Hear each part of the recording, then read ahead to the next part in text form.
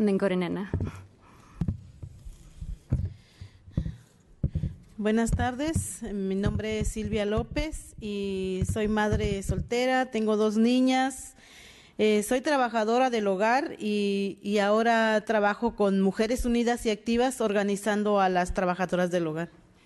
Good afternoon. My name is Sylvia Lopez. I'm a single mother of 2 daughters, a domestic worker, and I now work as a community organizer with Mujeres Unidas y Activas.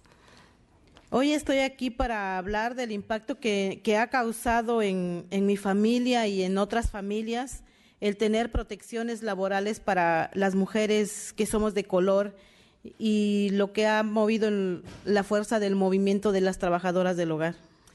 I'm here today to talk with you about the impact that having labor protections for women of color and the movement for dignity in the home has had on myself and my family and many other families across the state. Yo llegué a Mujeres Unidas y Activas en el 2006 buscando apoyo porque estaba pasando violencia doméstica con mi pareja por más de 10 años. Esto me había llevado al intento de suicidio. In 2006, I came to Mujeres Unidas y Activas looking for support for domestic violence that I was experiencing with my partner for more than 10 years and that had pushed me to attempt suicide. En Mujeres encontré un grupo de apoyo que me escucharon sin juzgarme. I found a community of women that listened to me without judgment. Me dieron la oportunidad de tomar entrenamientos para fortalecer mi autoestima y así lograr la transformación personal. I took trainings that strengthened my self-esteem and helped me in my personal transformation, dándome esa fuerza para lograr salir del abuso. giving me the strength to leave the situation of abuse. Cuando llegué a Mujeres Unidas fue la primera vez que escuché sobre la campaña de los derechos laborales. When I arrived at Mujeres Unidas, it was the first time that I heard about the campaign to win labor protections for domestic workers. Y yo trabajaba limpiando casas y pensaba que no tenía abuso en el trabajo, que mi salario era justo. I was working cleaning homes at the time, and I didn't think this was too important. I thought that I wasn't experiencing abuse in the workplace and that my salary was just.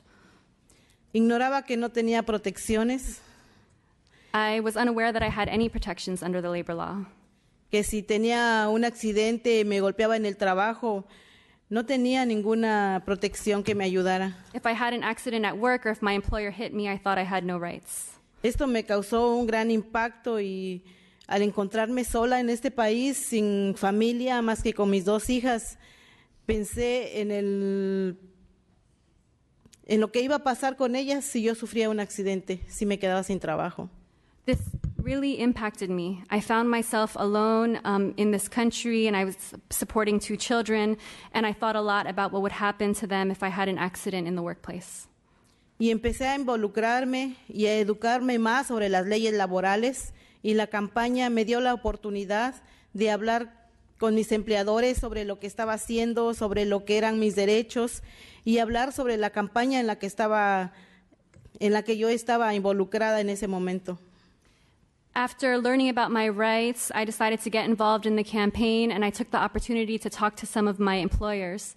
When I explained my rights and my participation in the campaign to win the Domestic Worker Bill of Rights, pardon me, I was moving ahead of Sylvia. Sí, y al hablar con mis empleadores sobre lo que estábamos haciendo con la Carta de Derechos, perdí algunos trabajos, pero también recibí el apoyo de muchos otros. So at first, when I was talking with employers about my involvement in the campaign for a Domestic Worker Bill of Rights, I lost some jobs, and then I also received support from many others, and I was able to improve my working conditions.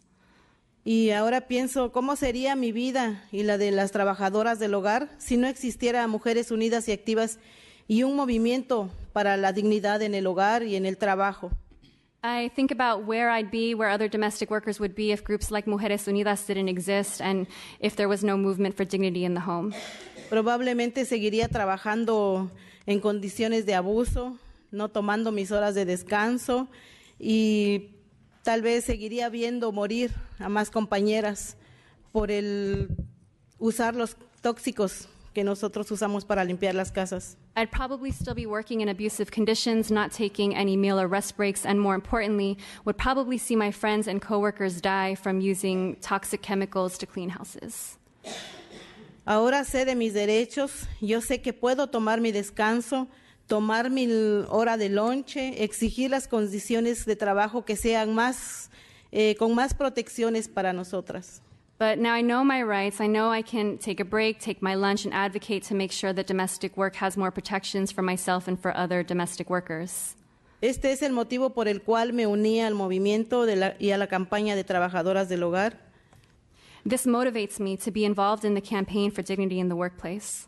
Ahora facilito talleres acerca de conozca sus derechos y cómo hacer una negociación con el empleador. I facilitate workshops on know your rights for other domestic workers and resources on how to negotiate a just contract with employers. Escucho muchos testimonios de compañeras que trabajan adentro de las casas y que no tienen ese tiempo para descansar, para comer y no tienen un salario justo. This has helped many women communicate to their employers if they need them to work extra hours, they need to pay them for those hours. En muchos casos, ellas tienen que pagar por estar viviendo dentro de las casas de su propio empleador. And sometimes domestic workers have to also pay their employers to live in a room in their home. No ha sido fácil llegar a las mujeres para que ejerzan sus derechos por el temor a perder el único sostén que tienen para sus hijos, para sus familias. And it's not easy for domestic workers to stand up for their rights out of fear that they'll lose the source of livelihood to support themselves and their families. También sé que otras compañeras, al sentirse ya protegidas, están más seguras de decir que ellas pueden llevar el contrato y poder hacer esa negociación con su empleador.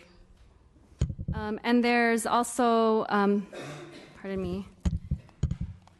There's also much more work that they need to do and confidence in order to negotiate fair conditions with their employers. Hay una conexión dentro de la confianza de mujeres de defender sus derechos y el valor de este trabajo, como está reflejado en las leyes laborales de California. There is a connection in the confidence that women feel to defend their rights and the way that their work is valued and that value being reflected in the labor laws of the state. Y tengo un ejemplo cuando visitamos una oficina legislativa de uno de los hijos de una de las compañeras. For example, one time we had a legislative visit here in the Capitol, and one of the children of the members joined. Le preguntó que si realmente era un trabajo, He asked the office, "Is my mom a real worker?" porque muchos niños se sienten avergonzados de decir que son hijos de una señora que limpia casas. Many kids are ashamed to admit that they're the child of someone who cleans homes for a living, Que cuida niños o personas mayores, or who attends to children or seniors. porque son llamadas sirvientas, They're chachas, called servants, chachas, nombres humillantes, names that are humiliating, y que desvaloran el trabajo de la mujer y la trabajadora también. and that do not value our work as women and as workers. Ahora contamos con el apoyo de nuestros hijos, And so we count on the support of our children, porque entienden que este trabajo es digno y profesional, and we want them to understand that our jobs are dignified and professional, y que tenemos derecho a negociar un contrato y a exigir que el empleador lo respete. and that we have power to negotiate a contract and to demand respect on the job. Que si quiere trabajo de horas extras, tiene que pagar esas horas extras. And that if we work overtime hours that we deserve and we are paid for those overtime hours. No nos sentimos ya intimidados para poder decir que merecemos pago justo por nuestro trabajo valioso. And we are not afraid to request just pay that we deserve for our very important work. Que si para los empleadores somos una familia, Families tend to say to us that we're part of the family. y por saber nuestros derechos y sentirnos en el movimiento, And thanks to our strong movement, estamos ejerciendo un salario realmente que sea de un miembro de familia. we're assuring that we receive a dignified salary as would deserve a member of the family. La lucha de aumentar los salarios juntos de mujeres que somos de color y más protecciones para trabajadoras del hogar The fight to secure just wages for women of color and more protections for domestic workers continues. siguen la educación acerca de protecciones laborales y el movimiento para la dignidad del hogar education about existing labor protections and the movement for dignity in the home, y que el impacto sea más profundo en la vida personal continue to have a deep impact on my personal life, para que podamos tener un trato más justo. and the lives of other domestic workers who now have the ability to advocate for just wages and fair treatment. Gracias. Thank you. Thank you. And we have about 8 minutes left on this panel, so I will let you work with the next two speakers. Thank you. Should we do maybe, can we start with Tanya and then we'll finish with Nena? Okay. Oh, man.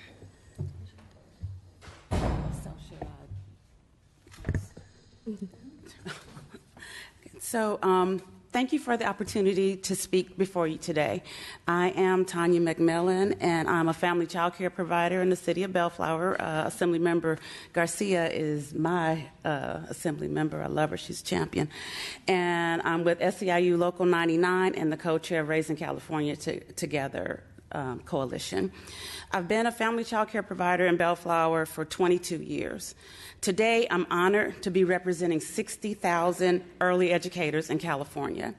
Together, we do the crucial work of preparing young learners for success in school and supporting working women, especially single mothers who rely on us to make ends meet in jobs with low wages. Child care workers are superheroes to the children that we serve. We're coaches, we're counselors, and yes, we are educators. We develop games and lessons to support learning. We provide tasty and nutritious meals. I am a trained chef. We kiss away the hurt from bumps and bruises that they get. We play instruments and we sing. What's more, we make it possible for working moms to be Wonder Women. According to the California Budget and Policy Center, low-income women who have access to child care assistance have a greater chance of securing employment, increasing earning potential, and becoming financially independent. That's because child care providers are on the job when it's still dark outside, when mom has to get to work at Walmart or Burger King or on her shift as a security officer or a bus driver. We're still working long after nightfall or before the sun comes up in the morning when mom calls to ask if we can help her pick up an extra shift to make a few extra dollars. And child care assistance means these moms can hang on to these dollars to pay rent, food, and other needs. The families we serve reflect the reality that 75% of workers in the 10 lowest paid occupations are women, and 55% of children living in female households, head of households, live in poverty. If only child care workers could get paid in hugs and smiles and thank you moms, we would be richer than the billionaires who just won this lottery last week. But unfortunately, we have to pay rent, we have to keep the lights on, and we have to put food on the table for our own families with actual currency. The child care workforce is facing a poverty crisis just like the families we serve.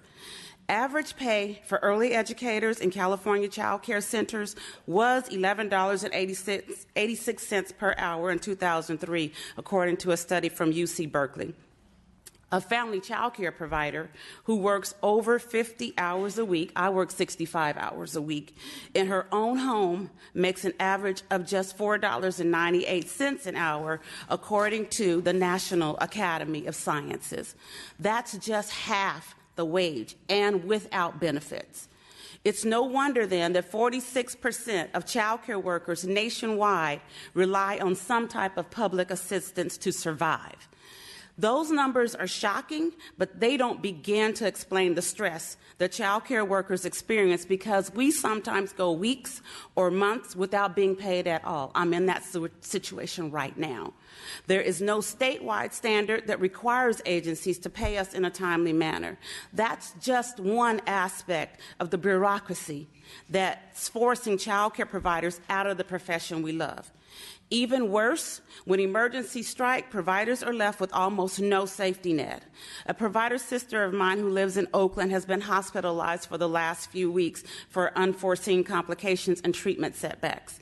This has taken her out of her child care, and as she fights to recover, she also has to worry about how to find replacements with no extra funds to afford, to deal with inconsistent interpretations of licensing rules about her business, and check all the other boxes that we must do to keep children's care consistent and our income coming in. We don't have the luxury, unfortunately, to just focus on ourselves in times of crises like this. Early educators face increasing mandates that are costly and nearly impossible to obtain. One example is one of the new federal requirements calling on early educators to take additional hours of training, even as we juggle more than full-time work schedules. And the fastest growing, better paying jobs in our industry require much more education that can cost tens of thousands of dollars to acquire. And contrary to what folks may believe, we welcome additional education and training, but we need help and financial support in acquiring it. The low pay and the lack of training support has already driven 30% of providers out of this child care workforce since 2007. Study after study shows that teacher pay and working conditions are directly linked with the quality of child care programs. So if we're really serious about providing the best early education and care possible, then we can't continue to ignore our workforce. Nor can California afford to create intergenerational poverty by neglecting working women who are struggling to escape poverty in an economy that's working against them. Altogether, more than 1 million hungry young minds lack access to the early learning that closes the achievement gap. Shutting them out of critical learning opportunities means California is dividing our children into the haves and the have-nots before they even start kindergarten. This week, elected leaders across the state were marching in Martin Luther King Jr. Day parades and tweeting and Facebooking and Instagramming the Reverend's words about equality. Now that the parades and the photo ops are over, I challenge those officials to enact policies that reflect Dr. King's statement, and I quote, "We are caught in an inescapable network of mutuality tied in a single garment of destiny." Today, over half of licensed family child care providers are women of color.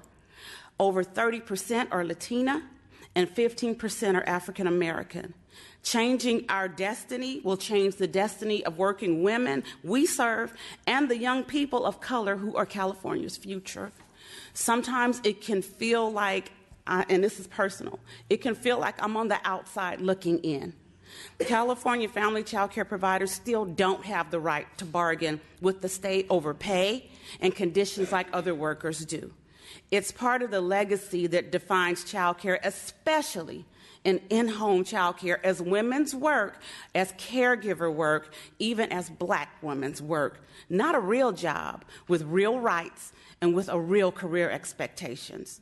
But we're working to change this. Though we've been struggling against the state's neglect of the child care system, we see hope in the horizon.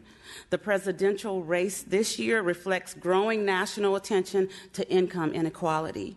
We're seeing tremendous grassroots energy behind the Fight for 15 and the Black Lives Matter movement. Members of the child care workforce are among the leaders in these mobilizations. Now we're preparing to launch our own initiatives that will close divisions in our social fabric, economically, academically, and in health outcomes. Our plan calls for $15 an hour and a union for child care providers, child care center teachers, and anyone and everyone who works in a child care workforce who has anything to do with the California subsidized child care system. Early educators who do not receive hourly wages deserve equivalent pay rates. Our $15 and a union campaign also calls for child care for all. It's time to get serious about increasing access to subsidized childcare. Leaving 1 million children locked out of opportunities to succeed in school and break the poverty cycle is a shame on our state. It will be, without any doubt, a stain on our future if California does not act on this now. And we are already behind. We're already late. So we need an appeals process for family child care providers so we can get resolution at the state level when issues regarding payments cannot be resolved at the local agency level.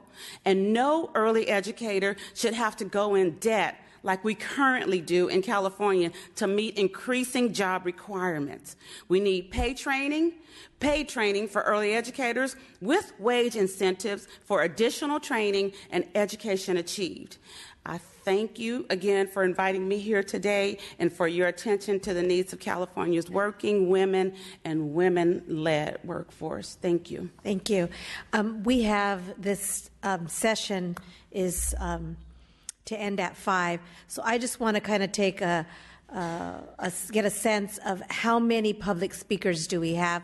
That will help me adjust the next panel. Can you just raise your hand? 1, 2, 3. Okay, that's helpful. Thank you. The next speaker. Thank you for the opportunity to have this great audience. I'm Nina,